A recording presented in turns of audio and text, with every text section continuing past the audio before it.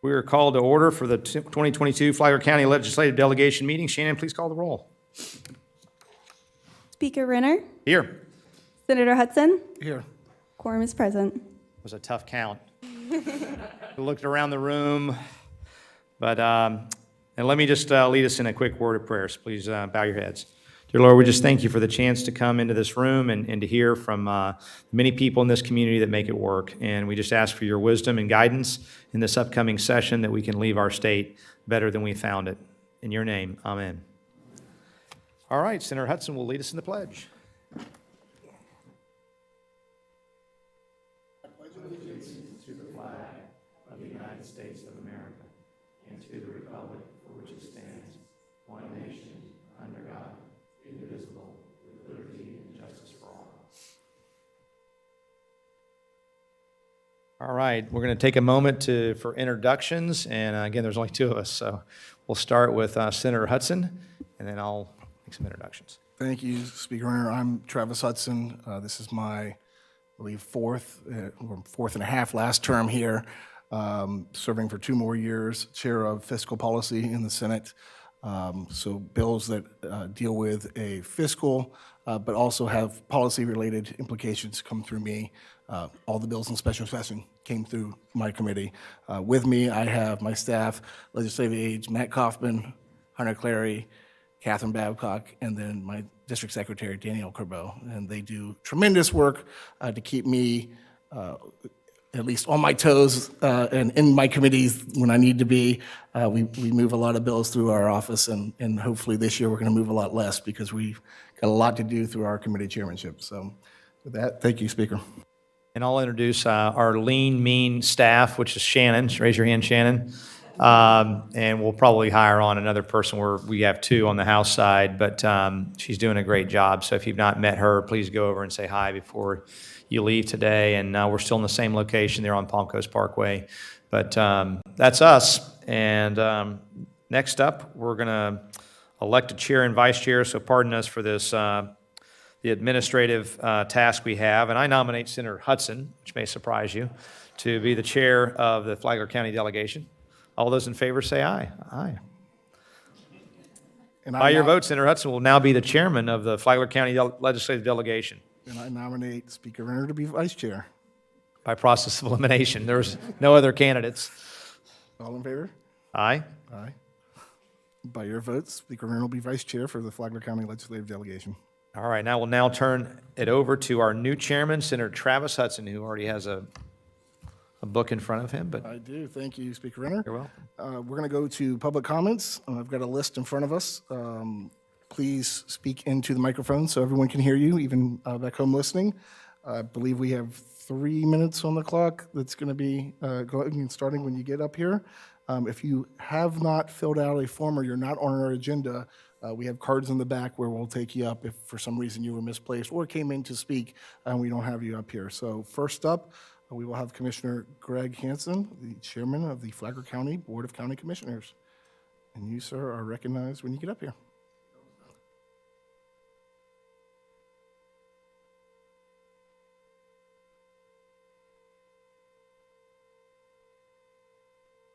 Of the County Commission. What I've given you is our coin, and you'll notice on the front of the coin it says Flagler First, and on the back is all 5 of our cities. So just to present a unified. So we've given each of you the 2023 State Legislative Program. I encourage you to read it. This year, Flagler County has collaborated with our municipalities to provide a unified agenda to present the needs of Flagler County citizens.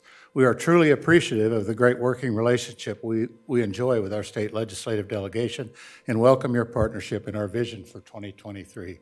With this unified agenda, as a community, we share all policy priorities in common. And I'm not going to list them because they're in that book that I just gave you, and it's quite lengthy. As the chair of the Board of County Commissioners, I'd like to share our vision for Flagler County and the areas we will submit funding requests through the legislative process.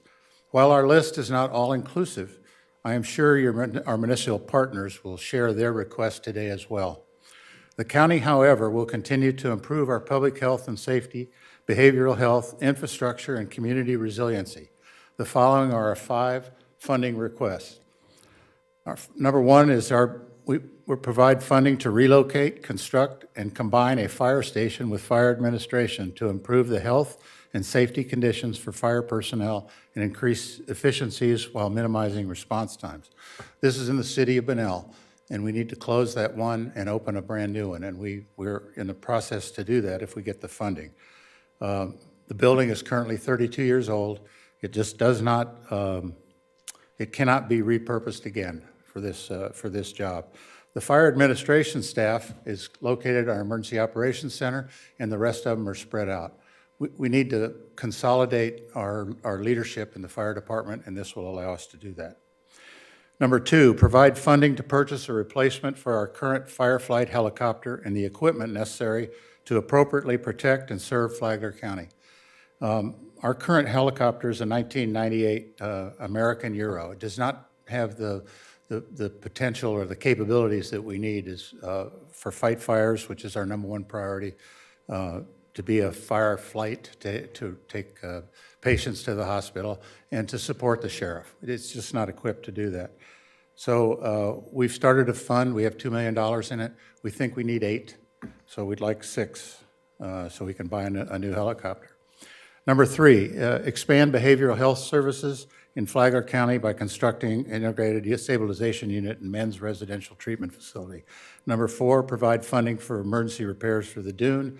And number 5, support acquisition of conservation lands. We have 5 candidates for that, and ready to answer any of your questions. Thank you very much. Next, we have Mayor David Alfin, City of Palm Coast.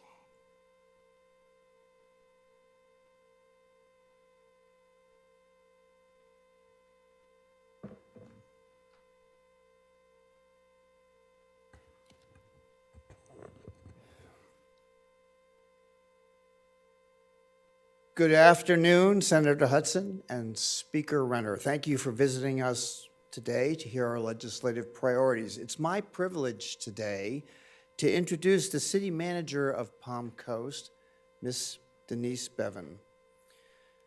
Denise and her exceptional staff have prepared City of Palm Coast legislative priorities with great skill, care, and diligence. They have worked collaboratively with our Flagler County partners to offer a set of priorities that positively impact the future of Palm Coast and Flagler County. And with that, I introduce Denise. Thank you, Mayor Alfin. Thank you for the opportunity to advocate for our incredible city. I appreciate our city team for being here today. I have Lauren Johnston, our Assistant City Manager, and Jason DeLorenzo, our Chief of Staff. The city's legislative priorities are focused on public health and safety, infrastructure, community resiliency, conservation, and open space. Combined, the presented projects put forth a sustainable growth strategy while ensuring aging facilities and infrastructure remain at the forefront of our needs. I tend to say that we're a young city with old bones. Reflecting on the recent years of named storms, community resiliency is a baseline priority for the City of Palm Coast, and you'll see a couple of those projects within the reference brochure. And then also protecting environmentally sensitive areas, Palm Coast Parkway's unique hardwood canopy, and also Bulow Creek Relic Beach Dune and Burial Mound. And to continue on focusing on our infrastructure, we're also looking for support for Fire Station 22, built 45 years ago, and also to study our heavily traveled streets inside the city, including Town Center, Old Kings Road, and Royal Palms Parkway. Lastly, let's transition from the needs of our city today and move to planning for our future. I've already referenced some of those challenges in our infrastructure that was built over 40 years ago, but let's talk about the next 40 years.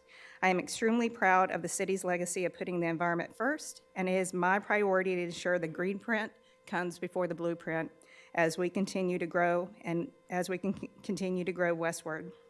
Conservation strategies, regional wildlife corridors, and ecosystem services will be at the forefront of how we grow. We as a city have committed $5.7 million towards land acquisition, design, and permitting for a railroad flyover at Matanzas Woods Parkway. And we are looking to DOT for assistance and support. Opening these corridors will promote extensive economic opportunities, including commercial, recreational, medical, educational, hospitality, and environmental aspects. It is my goal to have the city of Palm Coast be a model for smart growth across the state of Florida. Thank you very much for your ongoing support for our wonderful city. We're here for any questions you may have. Well, thank you very much. Next, we have Mayor Catherine Robinson. Is the mayor, okay. Or actually, we have Alvin Jackson, city manager. Thank you. The mayor had actually death in her family, so she's on her way to Bonifay, Florida. But first, I'd like to say welcome to Bunnell. As I tell Mayor Alphen, this is the center of the universe, and we welcome him to this center. Just want to welcome and thank the Speaker, Renner, and Senator Hudson for your continued support of this city. Right now, we have over $40 million worth of capital projects that we're starting. The Flagler Commerce Parkway, which is in great partnership with the county. When you talk about public partnership, that project is really doing it. We have over $26 million wastewater expansion construction that's going on, and of course, the restoration of our historic courthouse. And so without your support, those projects wouldn't be ongoing. So it's exciting times in Bunnell, and we really appreciate you being a part of that. Going forward, Speaker Renner, once again, we are going down our list as it relates to the water treatment plant, which actually comes out of our master utility plan. The next steps now is actually to start working on the distribution systems. And we're requesting about $3 million this year to start those next set of projects. Also, I mentioned the remediation and restoration of the Coquina building. We are falling a little short because of the cost of restoration. We started out with like $500,000. It's going to be about $1 million job. So we're asking for an additional assistance of about $300,000. And then, of course, we are great community partners, and we continue to support our sister communities on the community resiliency grant programs for septic sewer, as well as the men's residential treatment. And so once again, thank you for your support of Bunnell. We are rapidly becoming the best city in the country. Thank you. If you could sit tight, Speaker Renner has a question for you. Alvin, what's the total price tag on the wastewater treatment facility? $26 million. And basically, Over what period of time?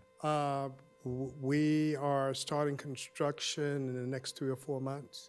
It's about a 24-month construction project. Where's the remainder of the funding coming from? The remainder is coming from the core, the city, from our impact fees, from St. John's Water Management District.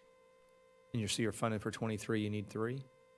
Yes, this is going towards the next step in the master utility plan. So the wastewater portion, it's funded, it's on its way. Okay. The next priority is the distribution system. Got it. And so as you and I have talked, the master utility plan, we were just going to follow it. As we got projects completed, we would go to the next set of projects. Does a $3 million then, that doesn't get us all the way through the distribution? What about, I assume that's just the initial? Yeah, the total master utility plan was estimated at about $40 million. Okay. And so we're doing the $26 million, and the $3 million is more or less a leverage because with those distribution lines, we will also utilize impact fees. Let me ask a more pointed question. Is there anything else in the plan that you would need from the state other than the $3 million? Of course, we have the next set of projects. I could go back and look at that. But, you know, what we're trying to do, we want to be community partners. And last year, we were blessed with funding through the legislature. And the year before that, if you remember, we all stood together on NEDMEX. And I know that there's limited funding. And what we want to do is also support our sister cities in their next round of requests. Okay. One last question then. So I count 14 million outside the facility itself and the distribution piece, of which 3 million you're asking from us this year. Yes. Is the remaining 11 million funded by Army Corps, wastewater, the Water Management District? That city? hasn't been spoken for the Okay. remainder 11 million. And the reality of it is we're a small community and it's only so many projects that we can manage over a period of time. Okay. So we're trying to be realistic. Thank you. Thank you. Next, we have Jane Mealy, City of Flagler Beach. The Flagler Beach City Commission thanks you both for taking the time to listen to our legislative priorities for the coming year and appreciates your partnership in meeting the needs of our residents and businesses. The emergency session you just had was amazing. You passed 3 bills like in 3 minutes. It'd be nice if you could get through session the same way. Flagler Beach is heavily tourist dependent, with the biggest draws being the beach and the iconic fishing pier. Due to the recent storms, both are in critical condition and require more money to repair than had been originally planned. We're requesting that you support funding for beach renourishment programs through partnerships with state agencies and local governments, and assist the city with matching FEMA funds or other federal funding sources to restore and rebuild the pier to the new standards prior to our centennial in 2025. Both will have a huge impact, positive impact on the city's and the county's economic recovery. Flagler Beach is a very environmentally conscious city. However, over the last several years, recycling costs have increased dramatically. Citizens are hit with ever-increasing sanitation costs in order to meet state requirements. The city therefore requests that these effects be addressed by the state via legislation to reduce these budgetary impacts and unfunded mandates. In your packet on page 25 is an illustration of one huge effort on the part of the city in the purchase and installation of our glass recycling machine, also known as Big Blue, for which we will be recognized by the Northeast Florida Regional Council on January 5th. The crushed glass is being used as mulch and other decorative uses by the city and its residents and has saved some money in recycling fees. Flagler Beach and Beverly Beach have been awarded a Resilient Florida grant for $100,000 from the Department of Environmental Protection to prepare a vulnerability assessment and adaptation action plan, not easy to say, to address sea level rise, resiliency, impacts of storm surge and tidal flooding, and threats to vulnerable infrastructure. We ask there be additional legislation and funding regarding protective measures that will be identified and recommended by this plan so that we can be better equipped to manage and protect our critical assets and the health and safety of our communities. Beyond these funding requests, we support the policy priorities enumerated in your packet, and I'm not going to have enough time to say them, so you can just read them. Thank you very much. Do you have any questions? Okay. Thank you. Thank you. Next, we have Superintendent Kathy Middlestead.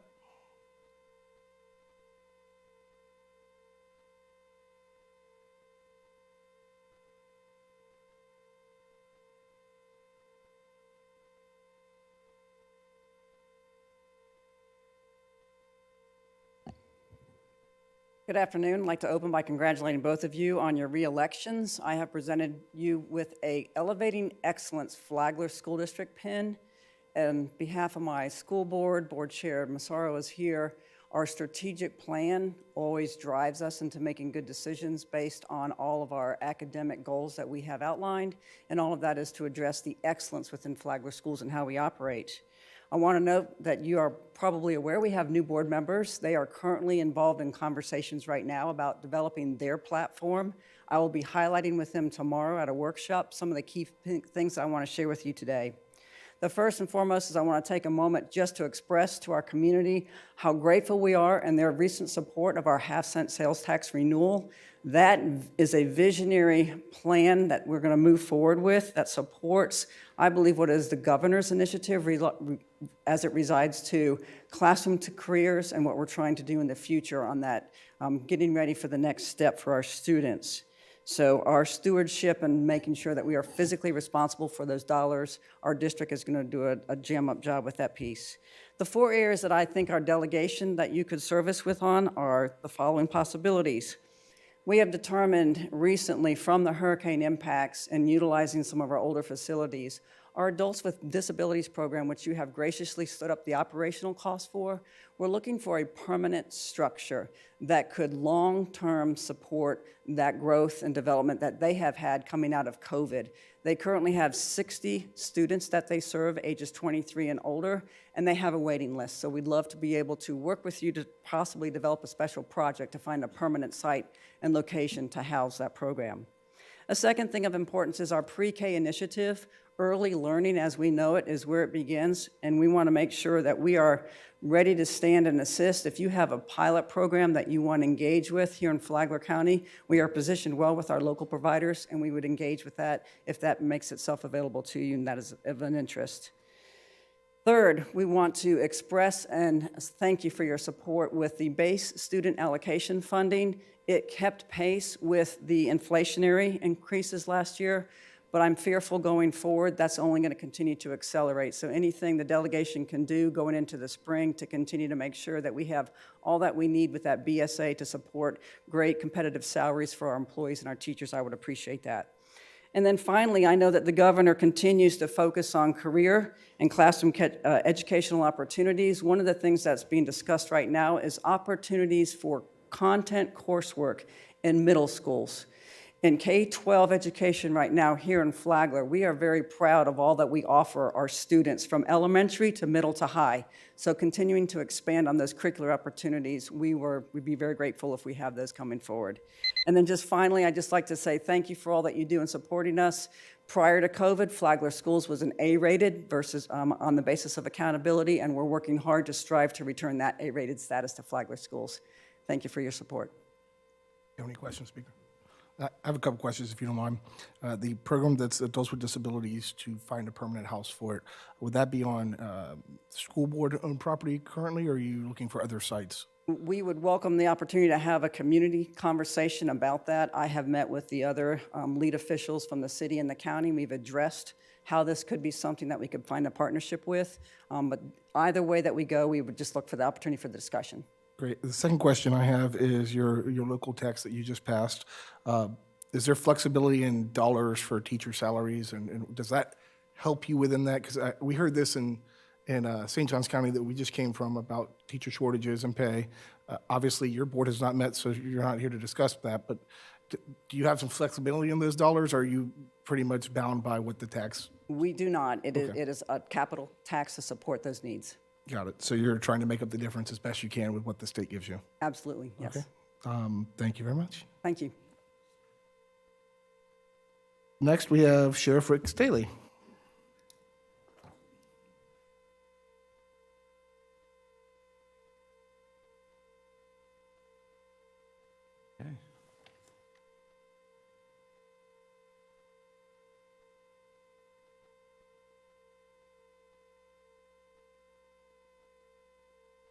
So, Mr. Speaker and Senator, thank you for allowing me to address you today. The coin that you just got was the grand opening coin that we did at 1 o'clock at our new operations center.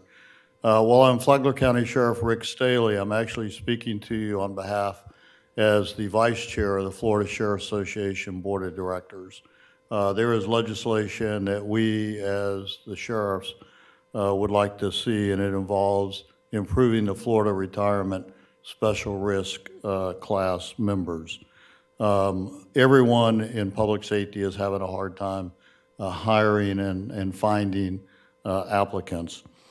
So there's 3 parts of this legislation. The first one would reduce the years of service and minimum age for special risk class members. You may recall in 2011, changes were made to the FRS system. There's actually, in high risk now, there's a two-tier system. Those hired prior to the changes and those after. The ones hired after are required to work 30 years of service instead of 25 and must attain age 60 instead of 55. And what we're asking for it to go back to the way it was, so it's a unified retirement system. A lot of agencies, especially in municipal, have 20 years and out, and it's hard to compete with that in a higher percentage. The second part of this is to provide for faster reemployment after retirement. We're asking the legislation to go back to, you're out for 30 days, but then can come back after on the 31st day, and to fill the vacancies that we have. And finally, the third part of it is, and we think this was really just an oversight, last year the legislature added 3 years to the drop, from 5 years to 8 years, but it was only for law enforcement, and correctional officers were not included in that. So asking that correctional officers be included in that, and we are all having problems with correctional staffing, especially the state. As you know, the National Guard was just activated. So we believe that these three areas, fixing or returning FRS back to the way it was pre-2011 and then fixing the other two, would make our recruiting a lot easier for us and be more competitive with municipalities. Thank you. Thank you. Next, we have Secretary John Tyler with the Florida Department of Transportation, District 5.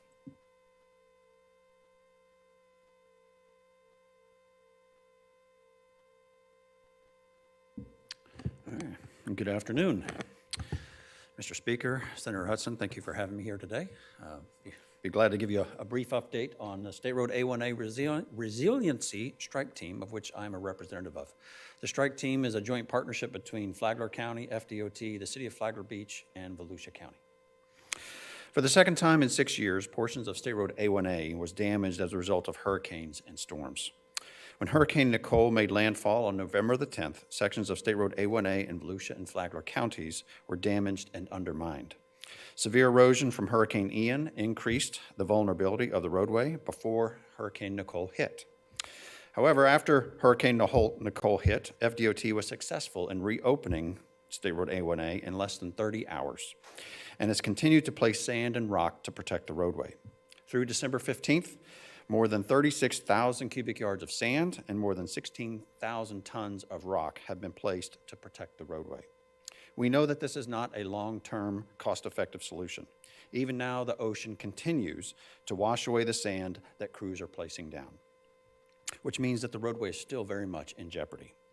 Following Hurricane Nicole, FDOT partnered with Flagler County, the City of Flagler Beach, and Volusia County to form the State Road A1A Resiliency Strike Team to work on longer-term solutions to protect 13-mile section of A1A well into the future.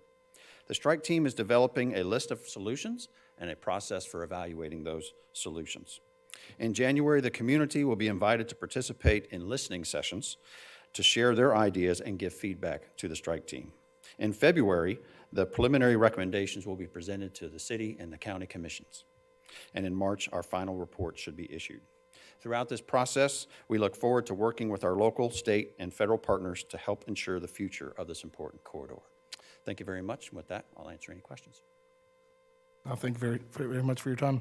Next, we have Mike Martin with the East Flagler Mosquito Control District. You're recognized, sir. Good afternoon. I'm Mike Martin. I'm the chairman of the East Flagler Mosquito Control District, and thank you, Speaker Renner, Senator Hudson, for having me. I may be unique in that I may be the only person up here not to ask you for money. We don't need money. We're doing okay by ourselves. What I do need from you is I need efforts from you to give us an exemption from the new drone law that was passed, which grounds our drone. The information that we have from the state is very confusing. We're not even sure what tier our drone would be in because it's just not clear. But I can tell you that our drone was manufactured locally in Daytona Beach. It has no recording capability whatsoever. It does have a camera, and under FAA regulations, all drones have to have command and control backup capability. So all drones have to communicate with the handler. So that means there are no drones that have FAA certification that can be in Tier 1. So we may be in Tier 2 or even Tier 3. It's just not clear. The problem is with the grounding of a drone, we will be forced to use our helicopter. Flagler County, if you've ever seen it, is a fairly wet county. There's a lot of marshes, salt marshes, swamps, and we need to use aerial programs to do our spraying. We can no longer do that as of the end of this month. So we know the legislature met in special session. They passed an exemption. Unfortunately, it got vetoed.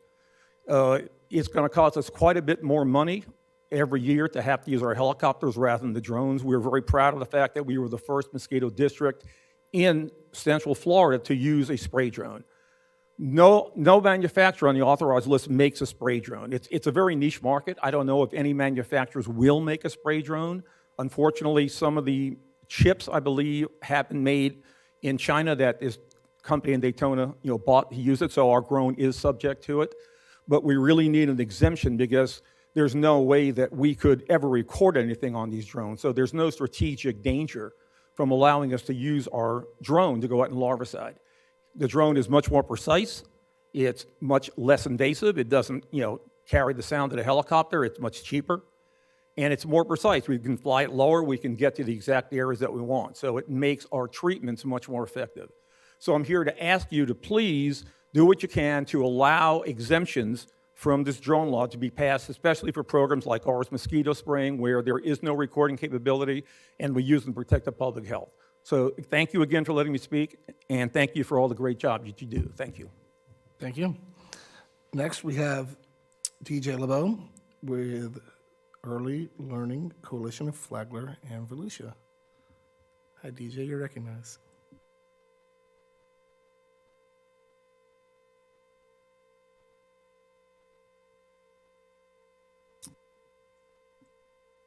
Right. Good afternoon. Thank you very much. I am here to, first of all, thank you for allowing us to come speak. And I want to thank you both for, once again, being in the legislature, so we have an opportunity to take on local issues that are both important at the local level and at the state level.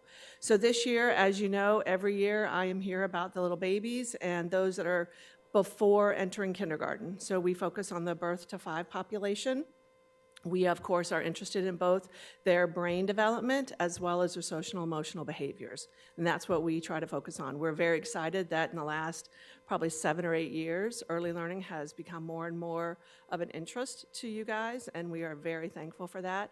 I think it will continue, hopefully, to be of interest. And so while we are improving the quality of early learning and we're improving the amount of funding that continues to come to the early learning population through supports for workforce, which then supports the workforce in general. We're very, very excited about that. We hope to continue this year by focusing on early literacy. We may even be able to get our nerve up to ask for an appropriation.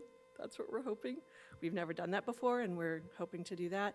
Around early literacy, brain development, taking some tips from Escambia area and some of the work that they've done, and knowing that that's an interest that you have, Speaker.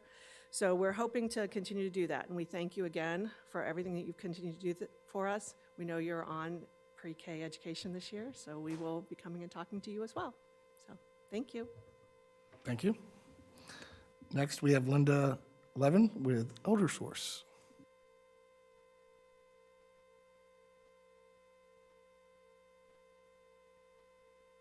Good afternoon. Thank you, Chair Hudson and Speaker Renner. I'm Linda Levin, CEO of Elder Source, the Area Agency on Aging and Aging and Disability Resource Center for 7 counties in Northeast Florida. I'm one of 11 area agencies on aging around the state, and I'm here today speaking on behalf of the Florida Association of Area Agencies on Aging. First, I want to thank you and the rest of the legislature for the funding and support for older adults during the past few years of the pandemic. As area agencies on aging, we are the local presence of the Department of Elder Affairs, and as such, we identify the needs of older adults and caregivers in our community. We then contract with local service providers to deliver the services and then provide the stewardship over those taxpayer dollars that are responsible for those services to make sure that they are well and appropriately spent, those in greatest need receive the service, and that it's a good quality service. As the population ages and as a result of the pandemic, we are experiencing a growing demand for these services. We are asking for your support for increased funding to support community care for the elderly, home care for the elderly, and the Alzheimer's Disease Initiative, programs that are far more cost-effective than that of institutional care. We're also asking for your support for increased funding for affordable housing and homeless assistance programs that assist older adults at risk of eviction and homelessness. Older adults are particularly impacted by emerging housing crisis, experiencing increased rents and lack of affordable housing. Because they live on fixed incomes, they are unable to pay these increased housing costs and are at risk of eviction and homelessness. Last, as ADRCs, we receive hundreds of thousands of calls to our helplines from people looking for resources and services. We also screen all older adults and caregivers for all the state-funded programs and all older adults and adults with disabilities for the state Medicaid Managed Care Long-Term Care Program. We manage the waiting list for all these programs, including helping individuals get through the eligibility determination process, which is complicated and onerous. That increase in need and resulting demand for services that I mentioned earlier has created a growing demand on the workloads of the Aging and Disability Resource Centers. To be able to be responsive to those needs for those services, we are asking for your support of increased funding for the Aging and Disability Resource Centers. Thank you both for your time and consideration, and I look forward to working with both of you. Thank you very much. Next, we have Robin King with Career Source, Flagler and Volusia.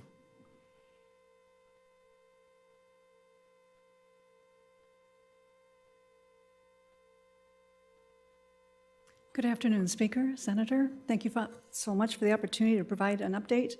I gave you, so it's just a high level how many people we served. Numbers definitely increased last year. They're finally coming back and to the workforce, and we had more people working in our two-county area than has ever worked pre-pandemic, and wages are increasing. I've listed here some things that we're working on in the near future. And one of the things I didn't list in here that I should have, that's part of these, is apprenticeship. So in October of 2021, we became a sponsor of our own apprenticeship. We did this one so that we grow our own, but two, to really see what an employer has to navigate to do this. So we've been in a really good position now. Our apprentice started in August, and we've been reviewed by the Department of Education and really enjoying. We have a new regional person who has just been phenomenal to work with.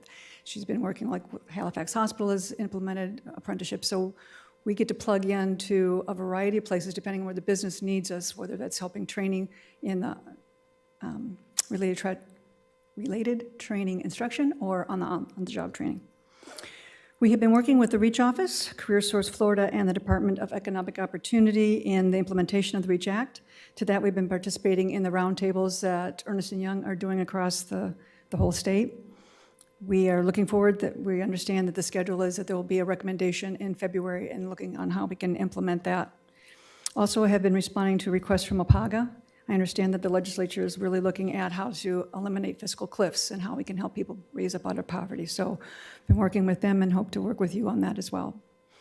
And I want to take a moment to express my gratitude for the investment in the Florida Atlantic Workforce Alliance. That's us, Career Source Brevard, and Career Source Research Coast, and our 3 state colleges, in really investing in the career awareness and opportunities for aviation, aerospace, advanced manufacturing, cybersecurity, and IT. One of the things that we're really going to be doing is working closely with Embry-Riddle on a big career fair, not just for the students, high school students, but for adults, and hope that you might come out when we do that. Happy to take any questions. Thank you very much. Next, we have Ivan Kasemi. And Ivan, you wear multiple hats, but Stuart Marchman, I assume, is one of the better one. Unfortunately, Ivan, he couldn't make it today, but I'm his better half, Andrew Williams, the Vice President for Flagler County. So I'm sure he's watching right now. He is watching. So again, my name is Andrew Williams. I work for SMA Healthcare. We are the leading provider for mental health and substance abuse here in the state of Florida. We're here to support the county and their asks as it relates to the residential and the detox program. And so one of the stats that I wanted to make sure that I share with you is Flagler opioids deaths increased from 22 in 2019 to 40 in in 2020. So that was a significant increase. One of the things we did at SMA Healthcare, we opened up a medication assistant treatment program. And so we also partner with the county this year, and we opened up an access center. And so our goal is to continue to scale up our service and to add where we see gaps in our county as it relates to being able to respond to these individuals that we lost back in 2020. The families, I think we owe it to the families to take this next step to add these services and to make sure that we help individuals. I've been providing services at SMA Healthcare for 21 years, and I've ran residential programs for 21 years. It works. It saved lives. And I just wanted to make sure that on behalf of SMA that we give a statement that we support the county in their efforts, and we are here to ensure that we scale up our services and to make sure that we respond to individuals that's in need of help. Thank you. Thank you very much. Next, we have Colleen, is it Nicoulin? Close? Very close, sorry. You can come correct me. And you're recognized. Thank you. Good afternoon, and thank you for this opportunity to speak to you today. And I wanted to introduce myself and our organization, as this is my first appearance before the delegation, but definitely will not be my last. My name is Colleen Nicolin, and I'm the Executive Director for the River Sea Transportation Planning Organization. And today I'm going to touch briefly on our organization and a few of the transportation-related issues that impact our communities.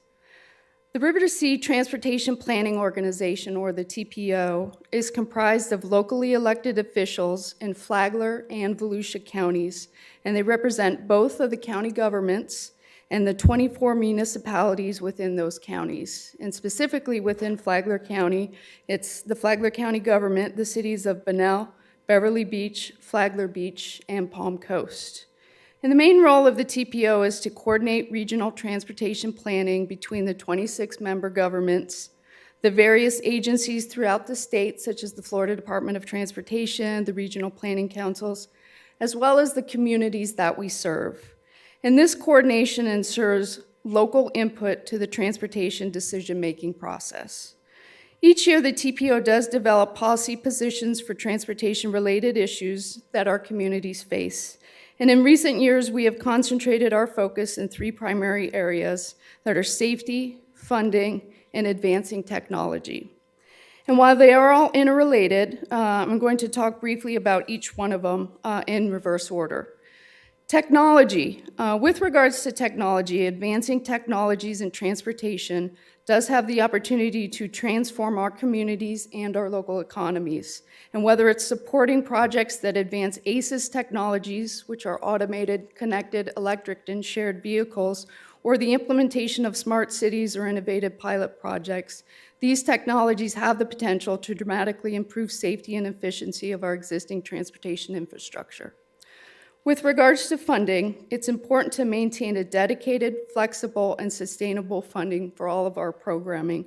And while we recognize the benefits of the autonomous vehicle and alternate fuel vehicles in improving transportation efficiency, we also understand the potential impacts on fuel sales throughout the state of Florida, which directly affect transportation funding. And finally, with the remaining time, I did want to touch base about safety. Florida does rank second in the nation for pedestrian fatalities.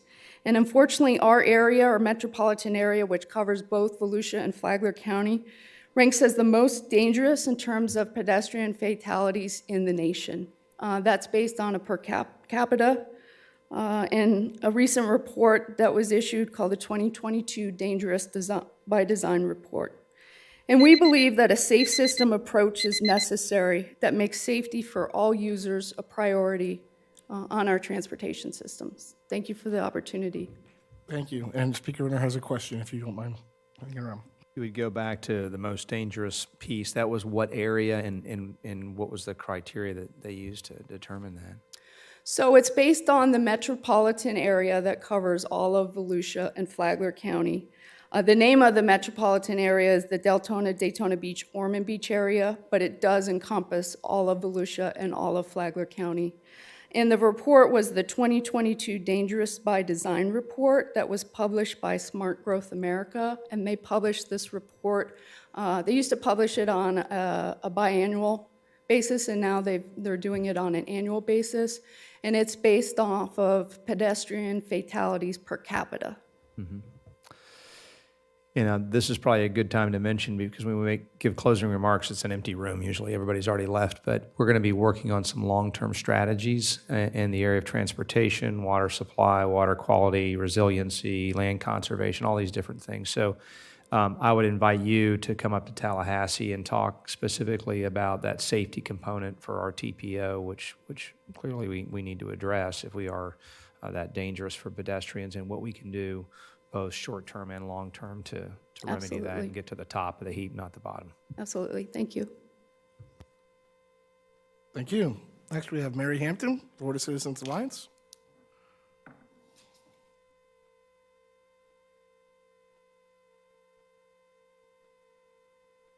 Good afternoon, Speaker and Senator.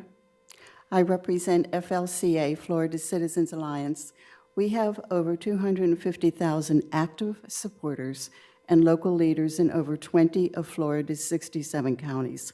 Florida Citizens Alliance has a growing influence in both education policy and solutions for Florida's 2.8 million students. Speaker Renner, if you and the governor will pursue an ESA, Universal Education Savings Account, we at FLCA will actively support you. However, FLCA requests an additional 4 critical factors that I'll review right now.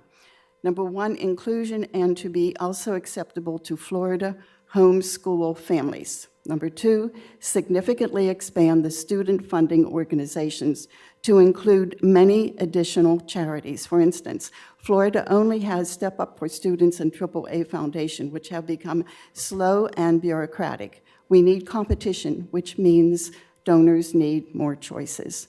Number 3, allow individual property owners to allocate a portion of their property tax assessment to the student funding organization of their choice. Number 4, establish a savings account for each student awarded an education savings account, ESA. Our 2023 FLCA 9-point legislative agenda includes, and I'll give you copies, the harmful to minors section and the opt-in request. We successfully lead a statewide movement demanding removal of sexually explicit materials in both our 2019 and the 2021 porn reports for all of the 67 counties. Many of these obscene materials are sexually grooming our young children to be sex trafficked.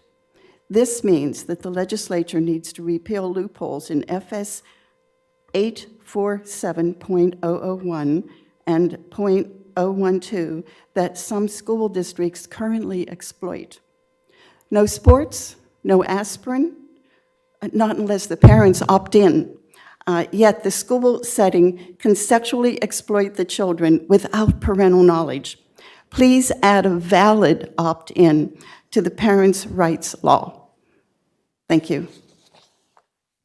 Thank you.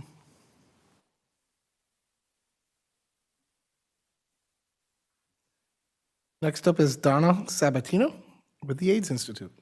Hi. Good afternoon, Senator Hudson, Speaker Renner, and others that are present, and thank you for giving me a few minutes to talk about this very important patient-centered medication access issue around copay accumulators. I'm the Florida Policy and Advocacy Director with the AIDS Institute, but first and foremost, I'm a nurse. And I've specialized in HIV care and prevention for my entire career, which is over 30 years. I'm a Flagler Beach resident and I'm a registered voter. I also represent the Florida All Copays Count Alliance, which includes other chronic diseases such as lupus, cancer, rheumatoid arthritis, hemophilia, HIV, multiple sclerosis, and many others. We are committed to ensuring patients can use all forms of copay assistance to afford their life-saving prescription drugs. Today, I'm here to talk about Senate Bill 46, which was filed by Senator Wright just before Thanksgiving. in an act related to health insurance cost sharing. This is our third year that we've been trying to get this bill heard, and I hope that we'll have the opportunity to be up in Tallahassee this year, giving you more details about this very important bill around medication. As you know, in July, Governor DeSantis issued an executive order around transparency and accountability with PBMs and insurance companies, hence the middleman. We are concerned about the rising prices of medications, especially for those with their life-saving specialty meds. I mentioned I'm a nurse, specifically an HIV nurse, and like many other chronic diseases, HIV meds, there's no one-size-fits-all. Medication regimen someone takes is specific to their condition. It should be what's best for them, not what an insurance company feels is best or cheapest. Insurance companies are trying to get in the middle of important clinical decisions between patients and providers, and that's just wrong. To help pay for their monthly medications, patients often get financial help from family, friends, charitable contributions, as well as the pharmaceutical industry. Unfortunately, PBMs and insurance companies do not apply these funds to their out-of-pocket or deductible costs. As a result, the PBMs and insurance companies essentially receive double payment because these patients are still paying, as well as receiving the money from the assistance, whether it be from the card or the other resources. And what happens, patient shows up to the pharmacy, they're asked for their deductible, which they thought they've met, and they wind up leaving because they can't afford it. The copay assistance program include newer and older meds, so that providers are steering them towards the most expensive meds is just not happening. It's a medically appropriate and necessary medication upon that decision making. Furthermore, our bill does not change the normal prior auth, step therapy, and other cost mechanisms that these providers have to jump through in order to get the right medication that their patient needs. I respectfully ask you ban this practice, support Senate Bill 46, which will stop this double dipping practice by the insurance companies and the PBMs, and make any form of copay assistance count towards a patient's out-of-pocket costs and deductible. And I really look forward to having the opportunity to speak more in Tallahassee during committee meetings and session. Thank you. Thank you. Next, we have Ginger Baker Sanjuse. Oh. Did I say that correctly? She's with Keep St. John's Beautiful. Okay. Now going into the cards that were submitted. First, we have Greg Blase with the Palm Coast Flagler Regional Chamber.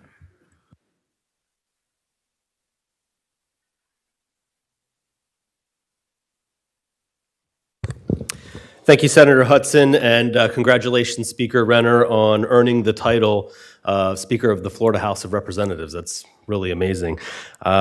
Want to also thank you in the opening comments here for your efforts during last week's special session to enact property insurance reforms that aim to depopulate citizens' property insurance, increase competition, reduce fraud and abuse, and hopefully reduce rates for citizens. Property insurance reform is one of the big issues on the Chamber's legislative agenda, so thank you for already taking action on that. One of the big issues locally for the Chamber as we meet with the city and the county is really about infrastructure. The Chamber is supporting the local government efforts to make Flagler projects more of a priority and plan for future projects like Palm Coast's western expansion that create economic opportunities to both grow businesses and to welcome the growing population we will have in Palm Coast. The University of Florida's Bureau of Economic and Business Research predict that Flagler County could have as many as 200,000 residents by the time 2040 gets here. So what you see, or at least what I get to see as the Chamber President, between the county and the cities working together to plan future areas of commerce, future areas of housing is really important. So any support that you can provide at the state level is greatly appreciated and needed as we look at this huge surge in population coming forward. Of course, infrastructure does not just mean roads, but it also talks about broadband funding. Our partners at Charter Communication is working with Flagler County to expand broadband to western parts of the county, which is great, using their own money in combination with county dollars from COVID money that they had received. And I think that's an innovative and great way to work forward to create infrastructure solutions Also, MetroNet is in Flagler County, and they're doing some great service there too. So any funding for rural counties that can come to us will only help add on to what we're already doing here locally. We are also very concerned about the beach situation. I know both of you have toured that. You were here when the storms were going down. You were on A1A when the damage was there, so I don't have to talk too much about it other than to say I haven't heard much about it today in this forum, and I think it's so important that it should be brought up in this forum. And I want you to know that the Chamber is looking for any help that you can provide our county or our cities as they look to either re-nourish or that comes under resiliency. I don't think people care so much about the banner that it's under more than that something happens, a permanent solution with the beach, and I know there's a lot of ins and outs with that. Also wanted to share that workforce development and education, high on the Chamber's priority list. I serve on the Career Source Flagler Board of Directors, and everything that Robin King told you, I can tell you that that's real. And the last thing I would say is the Chamber is also supporting Daytona State College's ask to improve the Flagler County campus via their $3.3 million ask for pedestrian and vehicle safety and amphitheater improvements. So I'm out of time. I'll stop there unless you have any questions. One question from Speaker Renner? Yes, sir. Or maybe a series? Maybe it's a statement, I guess. Another statement before the end when everybody's gone, because I know Flagler Beach is still here, which is, you mentioned the property insurance bill, which I think was important to keep that market from imploding. Frankly, Yes. It's not in a good spot. And I think we'll begin the process, though not immediate, we'll begin the process of pulling that out of the ditch. But also on the beaches, for everyone to know, as part of that special session, there's $751 million of a combination of aid, everything from tax relief for people that lost their homes to $150 million for beaches. That includes public, private, everything that's needed to have an integrated beach support. And so that money is there now and will be sent out through DEP through a grant program. So I want to make sure everybody that cares about beaches, I don't know if Commissioner Hanson, is he still here? There he is. And Jane's here.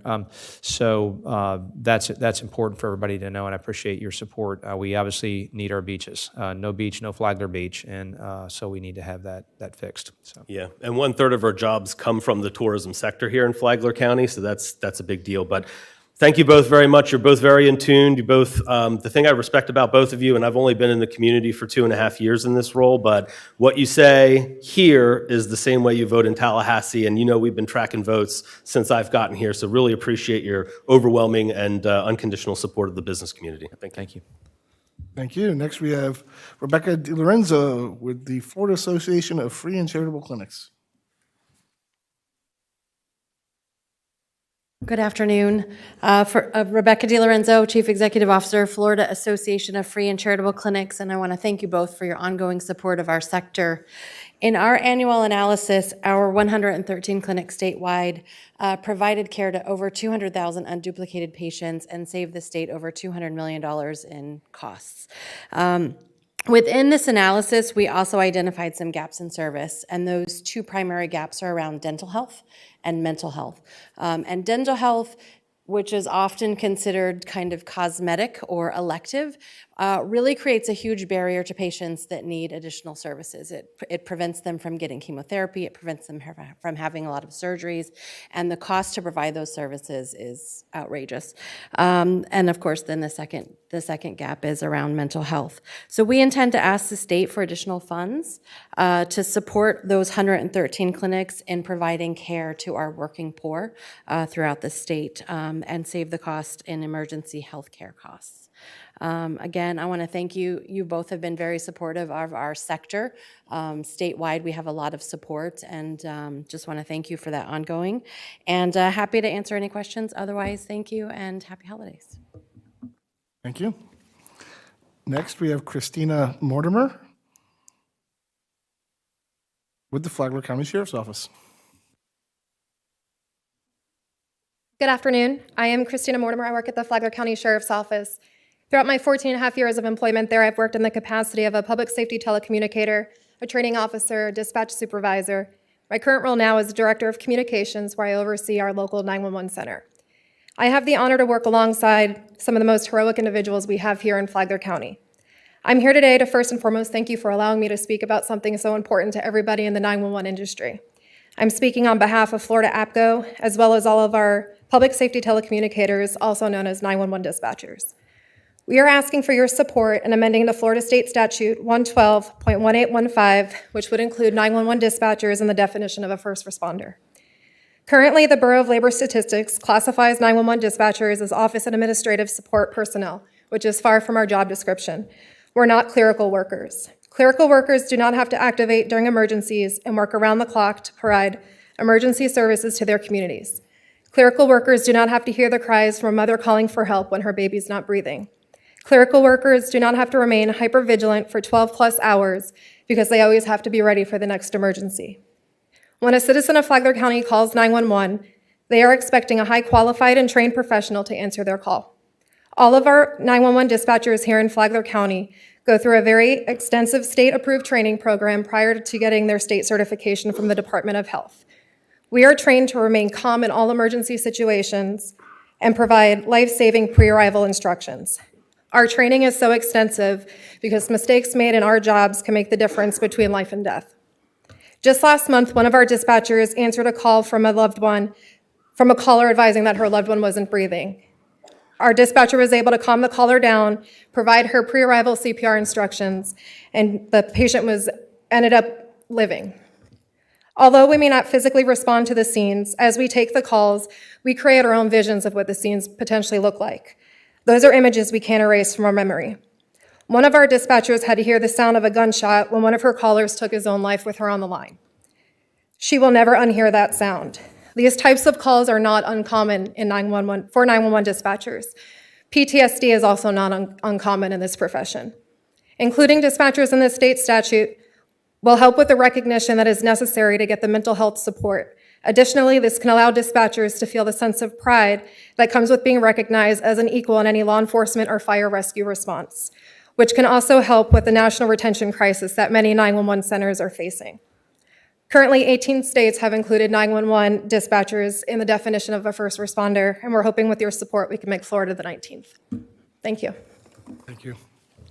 Yeah, we had someone, one of your colleagues in St. Johns County earlier this morning, and I'll just say that you guys are heroes, I know, to me and Senator Hudson, and I agree with everything you said. Thank you. I don't know why it's taken us so long to address this issue, but what you guys do is tough, in part because you don't see the resolution. Right. The firefighter, the police officer oftentimes get to go out and see resolution, usually favorably, Yes. and you don't know what happens after that call ends. And so you have our heartfelt thanks for everything you guys do, and we will absolutely take a look at this issue. Thank you so much. That means a lot. Thank you. And next we have Jennifer Poole. And you've got a lot of organizations, but it sounded like the same It thing is. the I'm going previous to speaker. reiterate Yep, some of go the things ahead. that Christina said, but in a little different tone. So thank you for your time. Good afternoon. I'm Jennifer Poole, EMP, Emergency Number Professional. I've been in this industry in 911 for over 19 years. 14 of them have been spent here in Florida as a Florida public safety telecommunicator. We're asking for your support in recognizing 911 clearly. And as first responders, the Florida statute already contains this language. And this will allow us to be considered first responders. And like Christina mentioned, unfortunately, the Bureau does not see us that way. They see us as clerical, and we're anything but that. Like Christina mentioned also, we get activated during emergencies like hurricanes. Clerical staff do not provide CPR to your families and loved ones when you need it most. And they do not provide help in aiding first responders and ensuring their safety, all while giving those CPR instructions and doing everything and with one screen, one phone, one radio. Communities and citizens across our great state dial 911 during their darkest moments, not always with the understanding of how that help is provided. They may not always understand that the person providing life-saving instructions is their very first responder. They only understand when they call 911 they need help, and 911 needs your help. Studies have shown that 911 public safety telecommunicators suffer from PTSD, like Christina mentioned. We're not immune to that as well. I myself have taken 911 calls where I had the wife dial 911 because her husband was put the gun to her head. I still hear her cries for help today, like Christina mentioned her telecommunicators did as well. The Florida statute defines directly witnessing as seeing or hearing for oneself.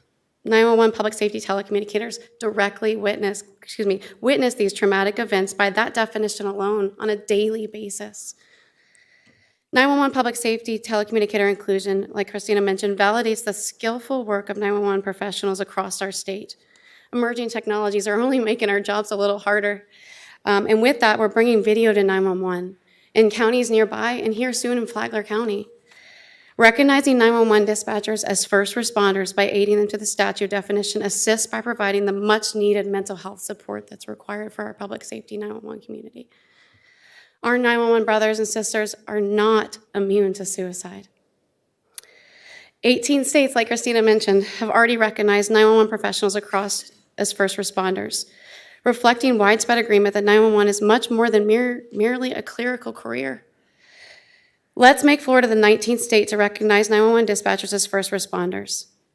I thank you for your attention, and we, with others across our state, will be visiting and traveling Tallahassee during this 2023 session. Thank you. If you don't mind, I have one question for you, because we did hear this from a handful of folks in the other counties. Is there a dispatcher organization or group, or do you all kind of fall under the sheriff's wing in terms of how you communicate on legislative process, out of curiosity? Yeah, we do. And actually, somebody from the Florida APCO chapter is here. Kathy's here. So we do. We have 2 chapters, and that's what, both Christina we're members of. So we're part of the Florida APCO, Association of Public Safety Communication Officials, and then also the Florida NENA National Emergency Number Association. Currently the Florida APCO president. I know Speaker Renner, we actually have met with you, our lobbyist, Richard Pinsky. And also back in 2020, March of 2020, I know Representative Will Hyde at the time tried to enter the bill, and you were in support of it at that time. And just to piggyback off of what both Christina and Jennifer had mentioned, during Hurricane Ian, we had 206 dispatchers deployed to the West Coast to be able to assist the dispatchers and the call volume that they had at the time. We had dispatchers not only from the state of Florida, but also from 5 other states that assisted us during that time. So not only did we have the dispatchers being there and helping their own communities, but we had to have also assistance, just like law enforcement agencies helped on the West Coast. Dispatchers had to do the same so that they can tend to their family and loved ones and still be able to take care of their communities. Thank you. I'm glad you guys are being proactive and communicating with us through the delegation, because this is, as Speaker Renner said, this is something we should be doing. So I agree and appreciate you being here. And one of the things I was going to mention, like she just mentioned the hurricane. So one of the things that I think a lot of people don't realize, and I had a chance to visit those centers in the Gulf right after the hurricane, when those first responders can't respond, when the winds are high and it goes too far, and some of our public safety teams are here, they'll tell you they do not respond. The only people that could talk and respond were your 911 telecommunicators.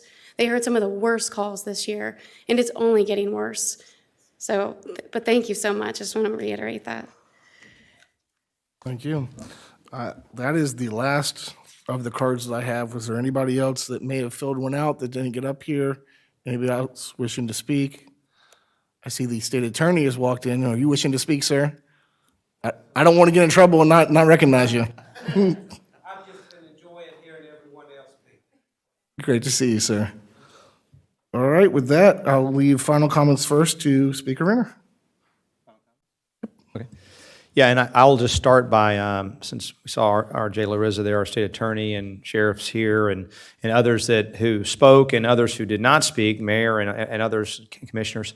We have a great group of folks here, leaders at all levels that make this community so special. And so I want to first say thank you for coming out and sharing your thoughts with us. I think we're going to have a great session. I know we're going to have a great session this year.